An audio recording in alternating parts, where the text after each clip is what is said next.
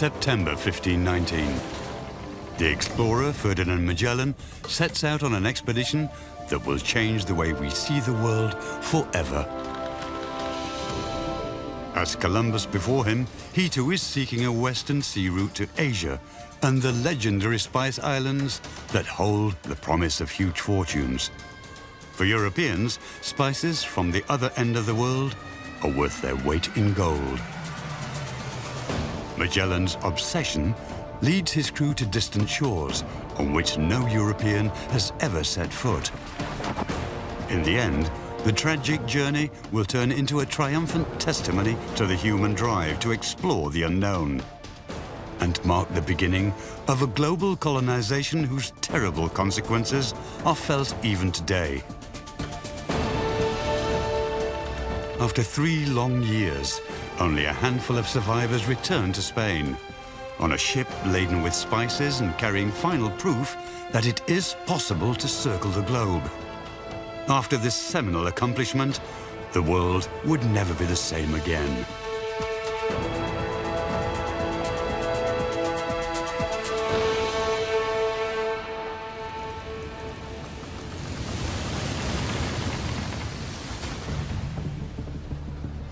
Seville at the beginning of the 16th century, starting point for the Spanish expeditions into the recently discovered New World.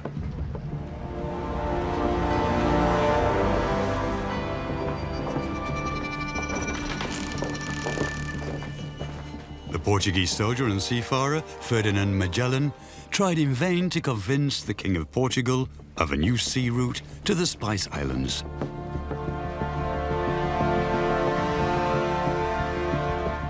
Embittered, he now offers his services to his arch-enemy, the Spanish king. In Spain, he finally finds financiers for his costly venture. Magellan's charisma and energy have convinced them. And he's determined to make the most of this chance. The historic shipyard of Seville still bears witness to the dimensions of seafaring ventures of old. The 16th century is an age of transformation. Nicholas Copernicus has just placed the world not at the center of the universe, but as part of the mechanics of a much greater solar system. Christopher Columbus has discovered America, although he thinks it's still India. And Martin Luther is challenging the universal church of Western Europe. So this constellation of little parochial places has suddenly woken up and realized there's a whole wide world out there to be discovered. And the 16th century will be the age of discovery. But this discovery is all about power and money. Scientific expeditions in the modern sense do not yet exist. But still, scientists benefit from the hunger for profit of kings, bankers, and merchants. And cartographers benefit the most. Magellan is convinced he's going to find an unknown passageway at the tip of South America. But what makes him so certain? The Historic Museum in Frankfurt is the proud owner of a globe that had been made 2 years before Magellan's journey. A puzzle that to this day has been confounding scientists. In South America, we see a route going between the tip of the continent and the landmass of Antarctica. This passageway is puzzling. How is this route going around South America possible on a globe from 1515, even though Magellan didn't take this route until 5 years later?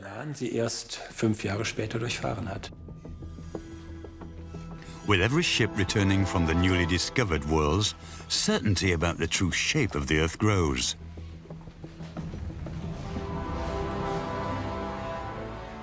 A sea route to Asia is the new great challenge of the 16th century. Whoever controls this route controls the most lucrative trade in those days. The Spanish king does not want to miss out on that opportunity. Today, the Moluccas, known as the Spice Islands, belong to Indonesia. This hub of the spice trade consists of 2 islands, Ternate and Tidore. The bigger one measures barely 20 kilometers across. But still for centuries, their treasures have been the cause of bloody wars and cabals. This is where the spice grows that Europeans so desire. Above all, nutmeg and cloves.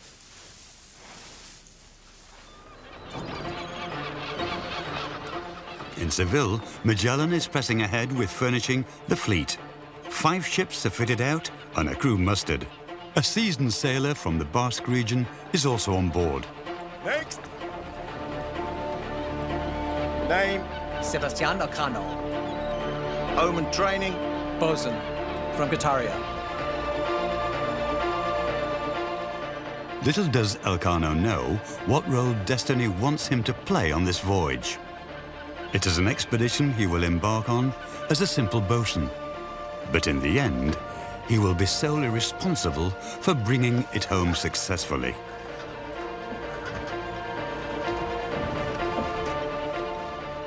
Sebastián Elcano hails from the Basque region in northern Spain. Sabemos que era de una familia muy importante de Guetaria. We know that he came from a very influential family in Guetaria that was in the ship business and sea trade, outfitting expeditions, organizing transports. And that's no coincidence, since 80% of all ships leaving Seville in the 16th century bound for America were built in the Basque region. Están construidos en el País Vasco. In Pasaya, not far away from Elcano's hometown, a unique opportunity now presents itself to decode the mysteries of shipbuilding in the age of discovery. A team of historians and shipbuilders is reconstructing a galleon from the 16th century. These ships were used for the most fantastic trips and adventures in the past. 500 years ago, the only way humankind could connect with the world was with ships, because there was no other way of transportation or communication like nowadays. So this was really a magical object. It was like a floating church or cathedral. It was the most sophisticated object that mankind could build.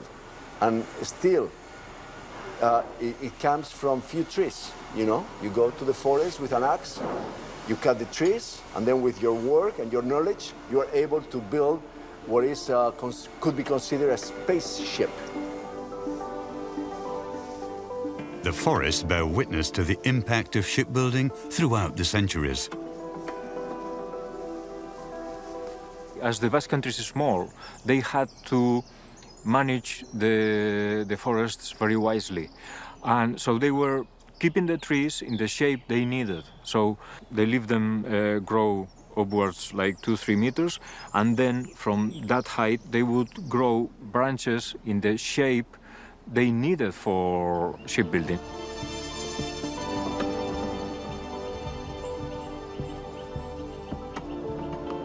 Now I cannot come to a forest without looking at the trees, like looking for naval timber on the branches. Whenever possible, the shipbuilders from Pasaya use the traditional techniques of the 16th century, not only in the construction of the ship itself. The iron nails, or the ropes, are also made with historically accurate tools, just like those builders 500 years ago who outfitted a fleet that could sail around the world. In the 16th century, the entire coast was fulfilled with shipyards. It was the main specialty, because of the iron mines, because of the oak forest. So it was a society that was meant to build ships in that time. Hundreds of people, highly specialized, building several boats and ships at the same time. And one of them was the now Victoria, that was probably built very quickly, I would say maybe 3 months. On the 20th of September, 5 expedition ships finally leave Spain. Magellan has negotiated a detailed contract with the Spanish king that guaranteed him a handsome share in the expected profits and made him Captain General of the fleet. But the sailors question his authority. Right from the beginning, tensions develop between the Portuguese captain and his mostly Spanish crew. Magellan didn't let anybody in on the details of his plans, neither his simple sailors nor the Spanish officers. Not least for fear of espionage, since the Portuguese were determined to thwart the Spanish expedition to the Spice Islands.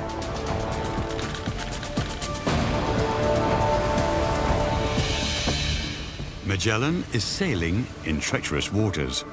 Ever since Columbus discovered a completely unknown continent, Spain and Portugal have become bitter adversaries in the fight for global dominance. And they didn't dally long with fighting over contested borders in individual areas. Under the Treaty of the Tordesillas, brokered by the Pope, they simply divided the world into East and West, in two hemispheres, halved by a line that runs right down the Atlantic.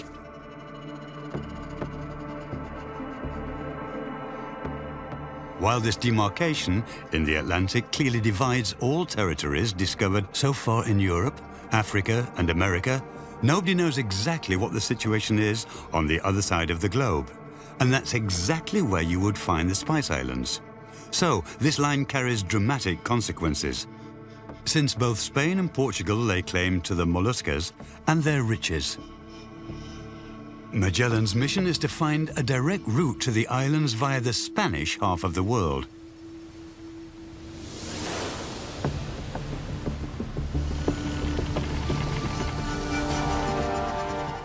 Magellan is already familiar with Asia. As a young soldier, he fought under Portuguese colors in the conquest of Malacca, an important trading post near today's Singapore.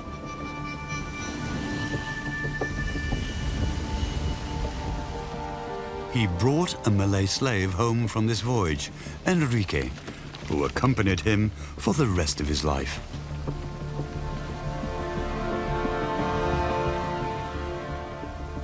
While Magellan returns home without having seen the Spice Islands, a friend and brother-in-arms, Francisco Serrao, stays behind in a world that to Europeans has all the alluring makings of a paradise. And he stays in touch with Magellan, sending letters from the other side of the globe. These letters are enormously important. There is one letter where Magellan asks Serrao to wait for him. He didn't know how he would get there, via Portugal or Castile, but he would come at any cost. Plus, the letters also tell of the riches in the molluscas and the exotic islands, this paradise where Serrao lives. And for Magellan, that probably added to the attraction.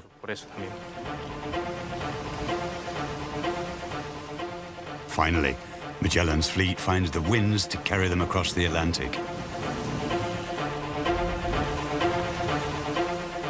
Magellan changed his course off the Cape Verde Islands, and as always without consulting the other captains, continued southeast instead of heading west directly for Brazil. If he wants to lose other ships hunting him, or hopes for more fortunate winds, we do not know. Both reasons would have been accepted by the crew, but Magellan's condescending silence destroys their confidence in him as their leader.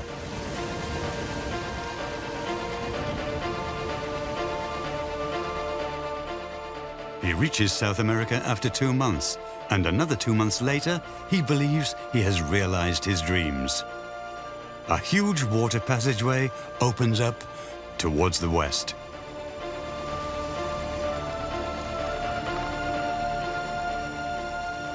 Magellan explores the long-awaited passage for 15 days. Could it really be that easy? Is this the long-desired path to the riches of the Spice Islands? Captain, they sent me to request you to come up on deck.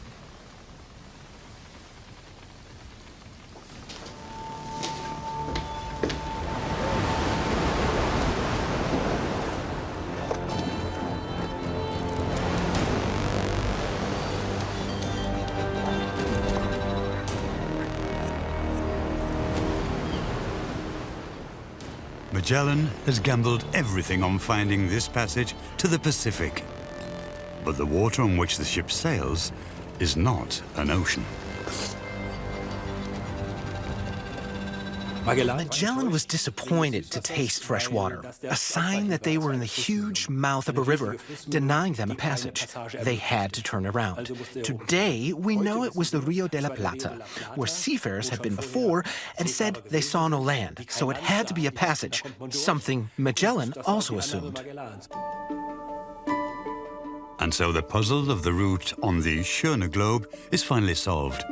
The Portuguese seafarers mistook the huge mouth of the Rio de la Plata for the southern coast of the South American continent, and the cartographers of yore drew that belief into their maps and their globes. A disaster for Magellan. It can't be. It can't be that it's all for nothing.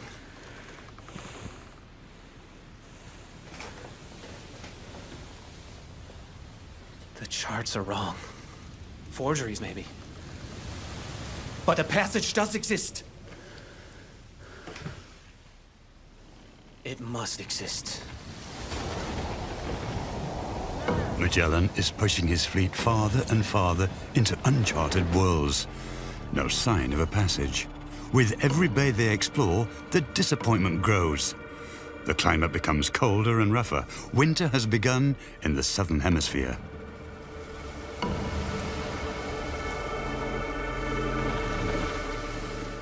Never before have Europeans sailed so far into the south. Icy winds from Antarctica are hard on the crew. They've all stopped believing in Magellan's sea route to the promised Spice Islands and their tropical beaches. To everybody's despair, Magellan makes another ruthless decision.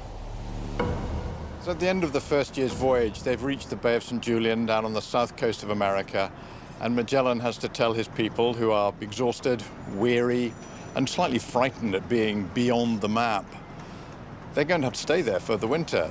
They're going to have to overwinter in an inhospitable, unpleasant place when it would be so much easier to just turn around and go home. This is what leadership looks like. He has to persuade these people, many of whom don't trust him, a lot of whom don't like him, that he's right, that the King of Spain has given him authority to do this, and that if they don't do as they're told, he will punish them. In the Bay of St. Julian, the situation comes to a head. A mutiny breaks out, which Magellan and a handful of loyal allies crush with ruthless brutality. Magellan has the ringleader of the mutiny executed. Sebastián Elcano joined the mutiny and is awaiting Magellan's sentence with 40 other sailors.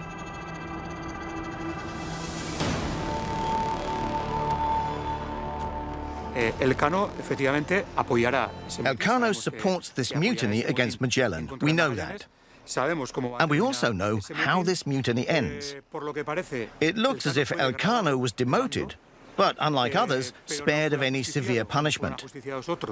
This was quite reasonable, since Magellan needed the experienced sailors who knew how to navigate. And among those were the so-called masters. And Elcano was such a master sailor and knew how to navigate such ships. And so he may have been demoted, but he's not killed. But naturally, relationships were damaged and at a low. Fueron tirantes, no fueron buenas relaciones.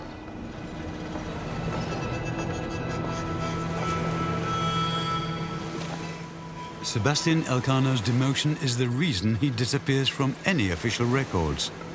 At this moment, no one could foresee the dramatic turn of events destiny has in store for him. The crew is going to wait out the winter for 7 months in this inhospitable wasteland.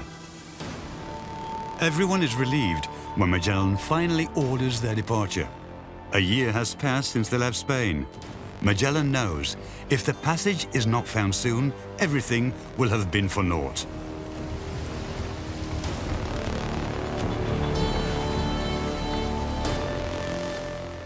Only 2 weeks after they left their winter camp, another broad and craggy sea passage opens up towards the west. Magellan sends 2 scouting ships to explore the unknown waterway. Tensions run high as everybody waits for the ships to return.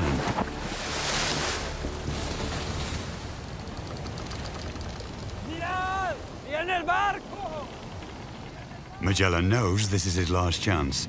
Another disappointment would not go down well with the crew.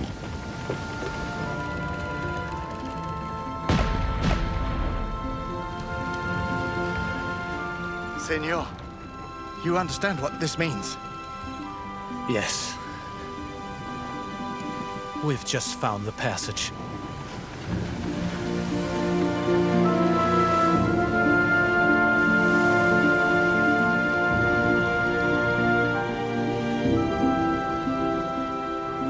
And that is an extremely happy moment for Magellan. Of course, he was extremely excited about it. I mean, there were rebellions and mutinies, and he really had his share of troubles, caused by nature itself, but also by his own crew. And so, at this moment, he was vindicated as a good captain, because he has led his men to a good destination that can make them rich. Basically, they are at the doorstep to wealth, and that's why he was very, very happy.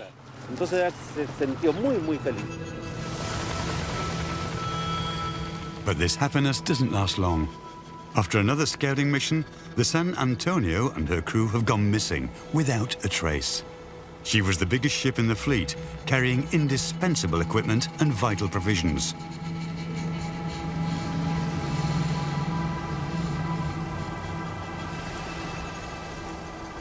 Without the San Antonio, we're doomed. We're almost out of provisions. Are you all suggesting that you want to give up now? How dare you to even think about it? What Magellan doesn't know is that the San Antonio has deserted. How can you even think of giving up? Now, let us pray for the San Antonio and her departed men. The desertion of the San Antonio has two terrible consequences. Magellan runs out of food, but more importantly, it gets back to Spain. There's a court-martial, and the Portuguese hear that Magellan has entered the Pacific. From this point on, Magellan is a hunted man. The Portuguese are out to stop him, and they are not going to do anything other than kill every last person on board this expedition. This is a secret they need to preserve. The Spice Islands are the source of their wealth. They will kill everybody. Magellan has to cope with another setback. A ship runs aground. With the three remaining ships, he sails slowly through the rocky maze of the passage, later named the Straits of Magellan. Now the chronicler, named Antonio Pigafetta, has time to commit all his observations to paper. Pigafetta's story is of great interest to us, since he is the first to write about the indigenous people he met up north in Patagonia. And also, when passing through the strait, Magellan describes signs of people in Terra del Fuego. He saw fire and columns of smoke everywhere. And so he gives this barren stretch of land its name, Terra del Fuego, land of fire. To this day, Magellan is celebrated as the discoverer of Terra del Fuego and the passageway. But only few people talk about the fate of the indigenous peoples living here, the Kawesca, Selknam, or Yagans.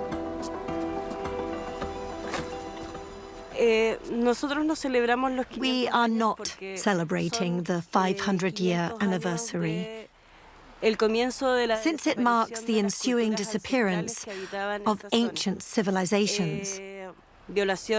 Rape, death, arrests, poisoning, and the vanishing of ethnic identities. And this place was not called Magellan's, but Tawesca, a part of the Kawesca land.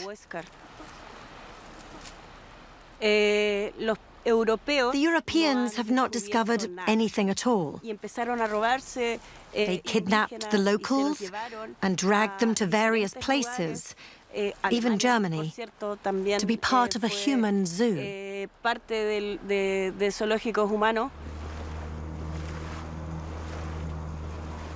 Magellan's own compatriots also paid a steep price for the discovery of the passage into the Pacific. At first, the newly discovered route was of pivotal importance for the Spanish. 50 years after Magellan, they assemble a fleet of 3,000 sailors and 23 ships to establish a foothold here at the edge of the known world. And then the fatal ending. Within the space of a few years, they were all dead. There were 2 survivors, and in the end, only one of them was left. They christened the city Port of Hunger, famine. Different designations were used on maps, but they all referred to either hunger, bad luck, failure, or misery.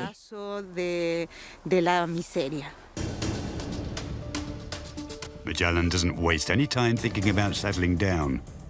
Facing dwindling provisions and the loss of 2 ships, he wants to move on as fast as possible. And indeed, after 4 weeks, he's made it. Before his eyes stretches the vastness of the Pacific. The discovery of the passage faces Magellan with a huge problem. He thinks the islands that he's heading for are a few weeks away, so instead of stopping and gathering as much provision as he can on the coast, he decides to take a risk. They'll just set off, they'll go now, and it'll be fine. They'll arrive in the Spice Islands. His friend lives there, they will pick up supplies, it'll be good. So he takes a big decision, and this time it's the wrong decision, and it's going to cost a lot of men their lives. It's going to compromise the expedition, and it could have led to an absolute disaster. Magellan estimates a distance of 600 nautical miles to the Spice Islands. However, the actual distance is 30 times that. 20,000 nautical miles lie between him and his destination. And so the Pacific turns into a graveyard for Magellan's crew.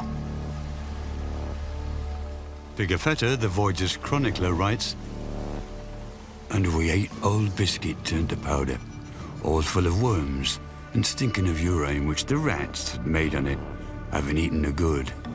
And we drank water impure and yellow, and every time someone had drawn his last breath, Magellan quickly committed their bodies to the sea. He probably feared some of his crew could turn into cannibals."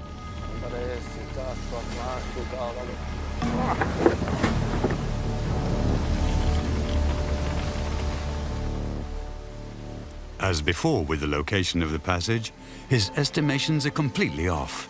He simply can't understand why, after 2 months in the scorching heat of the Pacific, there still is no land ahead. Where are the so eagerly awaited Molluscus Islands? It can't be that far away. Guided by the sun and the stars, Magellan can determine the latitude of his position. He knows relatively well his exact position, north or south on the globe. What he cannot determine is his west-east position. This proves critical in Magellan's voyage, because as he leaves the Magellan Straits, he thinks he's only a few days, maybe a week or 2 away from the Spice Islands, so he's looking for those islands day after day after day, and they're not going to be there. He's about to cross the biggest ocean in the world, and he thinks it's a pond.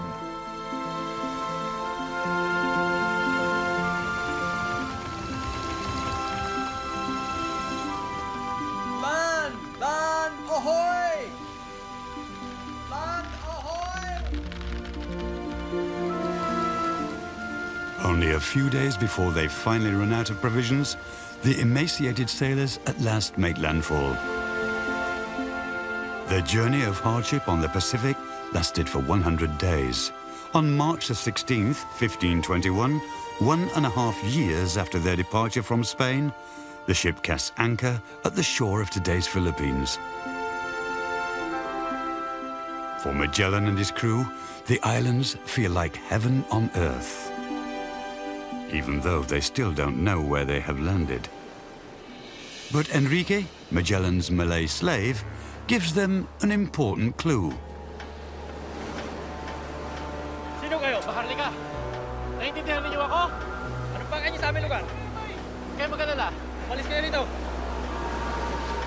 You won't believe it, but I understand these people. Not everything, but enough. I'm certain. As clear, senor, as I could see blue in the sky. You know what that means. Si, senor. We are not far from my homeland.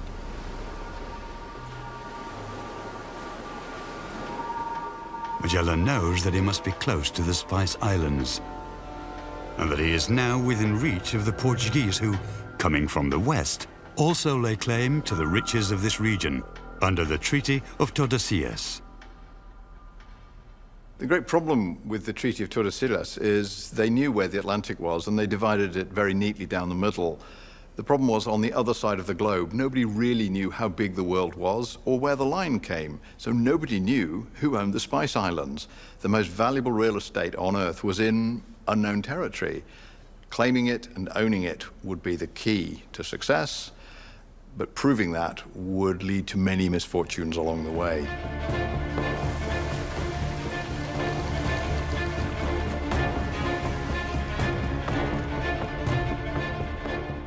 As soon as the crew regained their strength, Magellan set sail again. On the island of Cebu, he forges an alliance with its ruler and is drawn into his local conflict. To demonstrate the superiority of his religion and his power, Magellan decides to make an example of the rebels' leader, Lapu-Lapu.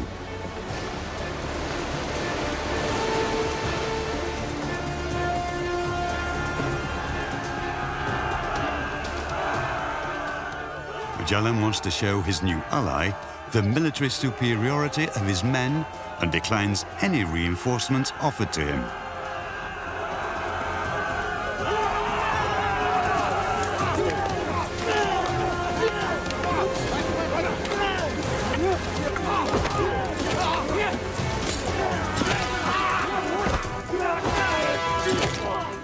But he faces a battle-hardened warrior and strategic thinker. Every tattoo on Lapu-Lapu's skin symbolizes a battle won. Magellan has no idea of the man he is fighting.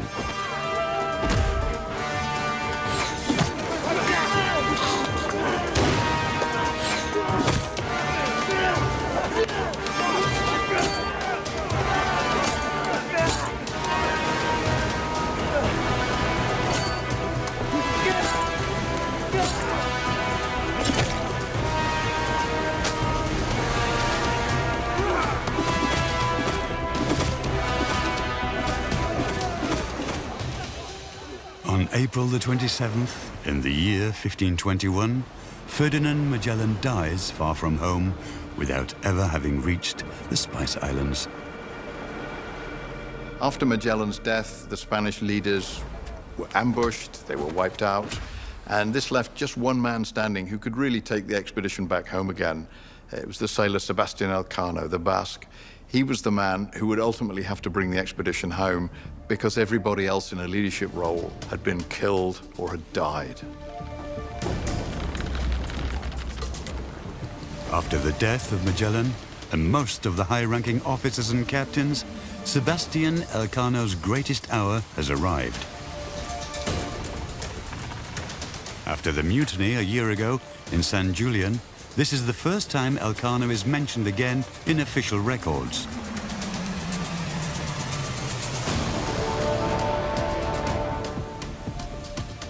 Listen up!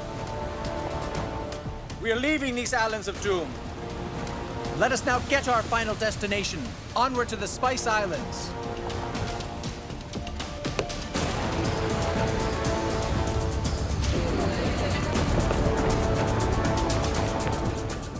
First, he decides to leave behind the third remaining ship.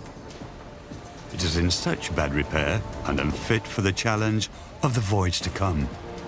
After loading all important supplies to the other two ships, they sink the Conception to leave no trace.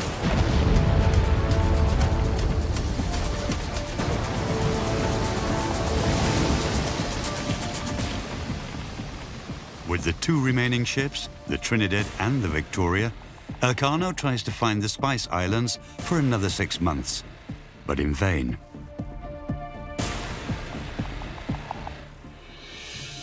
Then finally, After more than 2 years into their adventurous voyage, the destination so dearly paid for suddenly appears on the horizon. The Spice Islands with their promise of immense wealth. Pigafetta recorded this moment in his travel diary.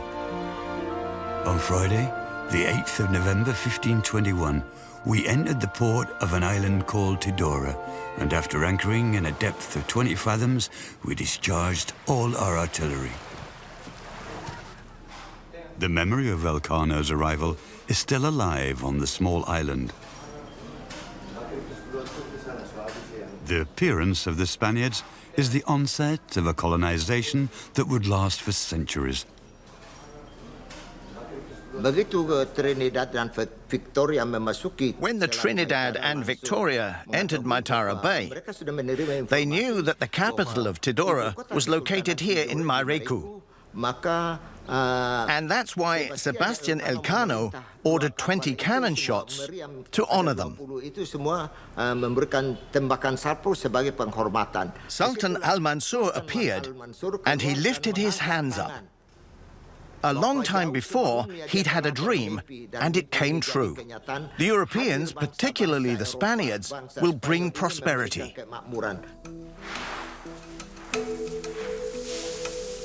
But the arrival of the Spanish will bring prosperity above all to European merchants, because the profit margins in the spice trade were astronomical at the time.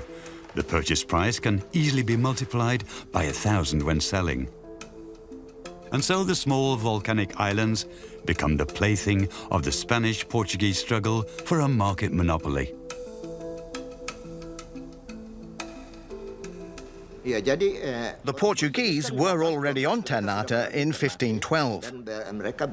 10 years later, the Spaniards arrived at Tidora. Although the two islands are right next to each other, there has always been a great rivalry. Tidora and Ternate were enemies at that time. But with the arrival of the Europeans, the front line of two world powers has been drawn between the island enemies. The family of today's Sultan of Ternate hails back to the times of Elcano. The current heir to the throne has a self-confident perspective on the European voyages of discovery. It just happened that the trigger for interaction among us and the Europeans were cloves and nutmeg. When they arrived in search of these spices, they also brought over technologies. But that doesn't mean they came to a primitive country. No, we were civilized just like the Europeans. If anything, back then, the Europeans were still in the Dark Age. Every year, the Legugem festival is celebrated in honor of the Sultan's family. A magnificent procession of ships surrounding the island harkens back to the powerful and wealthy past of the local rulers. Ternate was so famous for its cloves and nutmeg that the Europeans, Chinese, and Arabs came here. But it was the Europeans who wanted to occupy and monopolize the spice trade, and that's the beginning of the colonial era in Indonesia. Once the Portuguese conquered Ternate and monopolized the spice trade, they wanted to keep the location a secret. With the arrival of the Spaniards on Tidora, the secrecy is over. Elcano is lucky that the Portuguese base on Ternate has just been deserted. There is also no trace of Francisco Serrao, whose letters drove Magellan halfway around the world. We really cannot say that the story has a happy end, because the two protagonists have never met. As we know, Magellan died in the Battle of Mactan, and Serrao died at about the same time. It's possible that Serrao was poisoned in a conspiracy against the Sultan of Ternate. In the end, these two pen pals never managed to meet.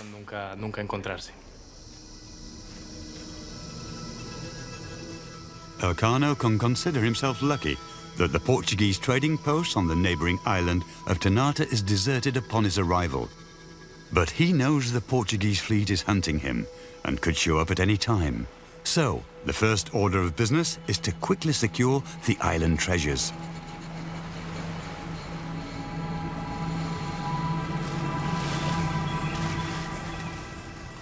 Today, the nutmeg harvest takes place in the same way it did in the times of Elcano. Every seaman who manages to safely bring home only a handful of it will be wealthy enough for the rest of his days.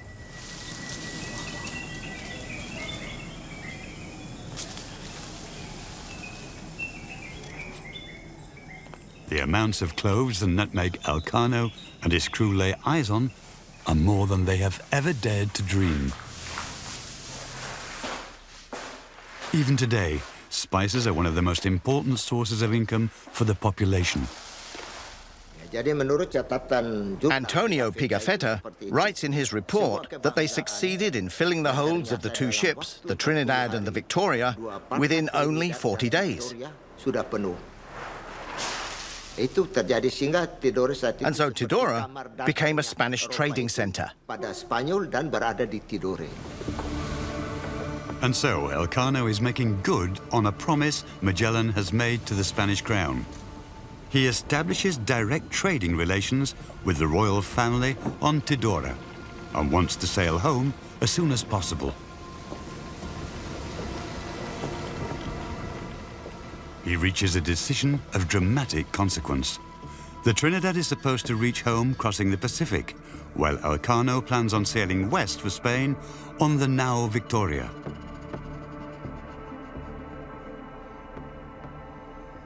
So Elcano, I think he was in a very desperate situation, and that's there because he understood the Pacific, so it was going to be very difficult to go back home through the Pacific.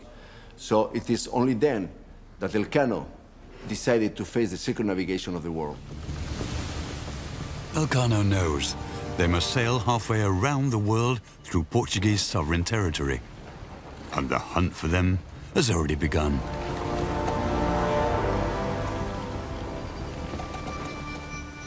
While Elcano tries his luck going west, the Trinidad fails at her attempt to cross the Pacific again.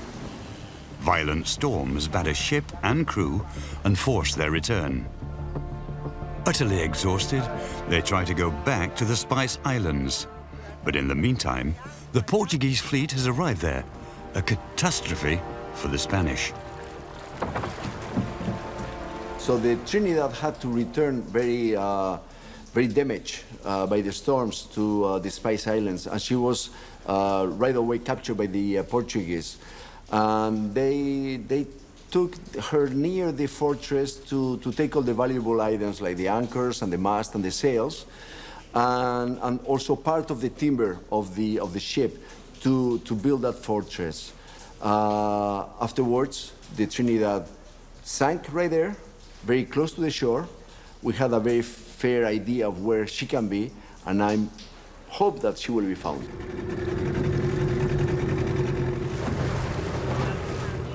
A diving expedition by the Indonesian Ministry of Marine Affairs is working to shed light on the fate of the Trinidad.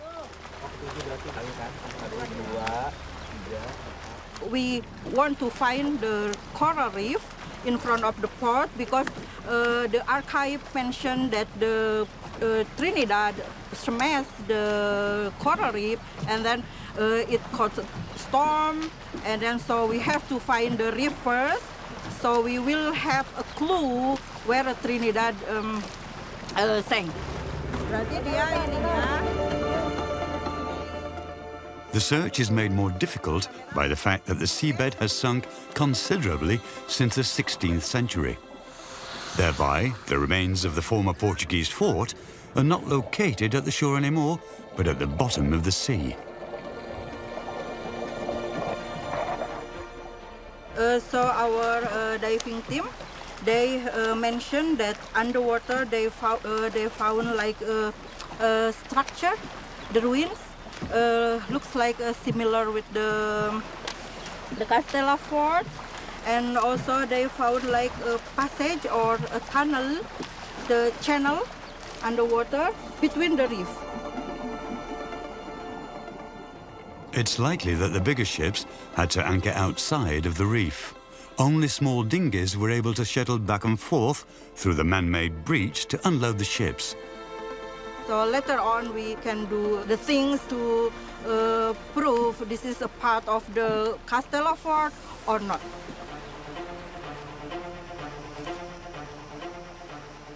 Should the archaeological findings really be able to confirm the historical accounts of a harbour entrance through the reef, the team will return next year to continue its search for the wreck of the Trinidad.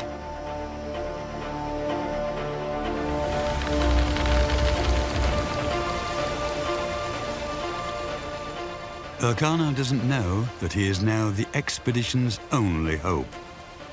In order to avoid running into the Portuguese, he sails the southern Indian Ocean for months without ever making landfall. Hunger and scurvy decimate the crew, and the ship is in desolate repair. In the end, they have to pump out water around the clock. On September 6, 1522, Sebastián Elcano miraculously returns home as one of only 18 survivors, 9 months after they set sail to leave the Spice Islands.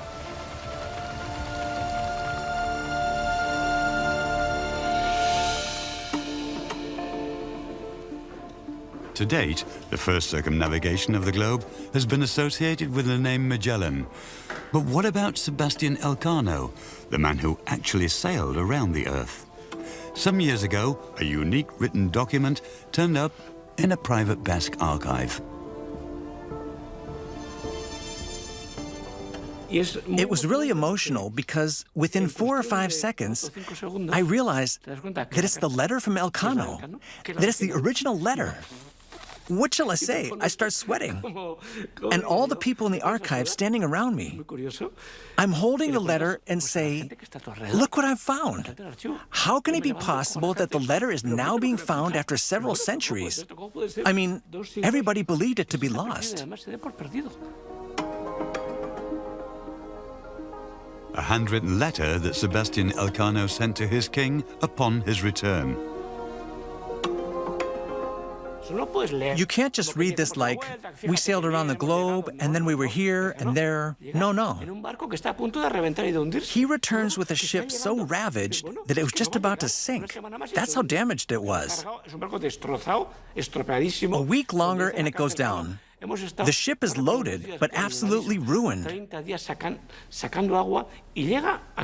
Elcano reports in his letter that they had to bail out water for more than 30 days. A week more and no one would have arrived. There would have been no circumnavigation of the world.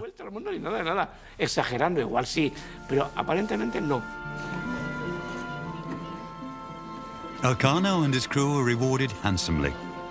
Not a problem for the king, because 25 tons of spices are unloaded from the hull of the now Victoria. The cloves, cinnamon, and nutmeg ensure that the investors can turn a profit despite the loss of 4 of the 5 ships and the death of 200 sailors. Elcano is knighted, and the king grants him his own coat of arms, emblazoned with spices, a globe, and the words Primus circum dedisti me. You were the first to circumnavigate me, and still his name has vanished into oblivion.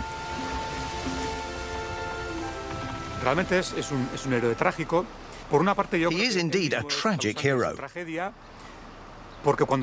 In part, he only has himself to blame for this tragedy, because when he returned after sailing around the world and was given the title Primus circum dedisti me and his own coat of arms, in this moment of glory, he fails to write or publish a book. The printing press was the internet of those days. Instead, he was trying to assemble a new expedition to the Moluccas and back, to establish and secure this sea route for good. However, another member of the expedition, Antonio Pigafetta, writes a book. And he does something very peculiar. He doesn't mention Elcano at all. Not a single word. 4 years later, Sebastián Elcano sets off for the Spice Islands for the second time. He dies on this voyage. And so he's erased from humanity's collective memory. The passage through South America, found by Magellan, is much too dangerous to be a successful trading route.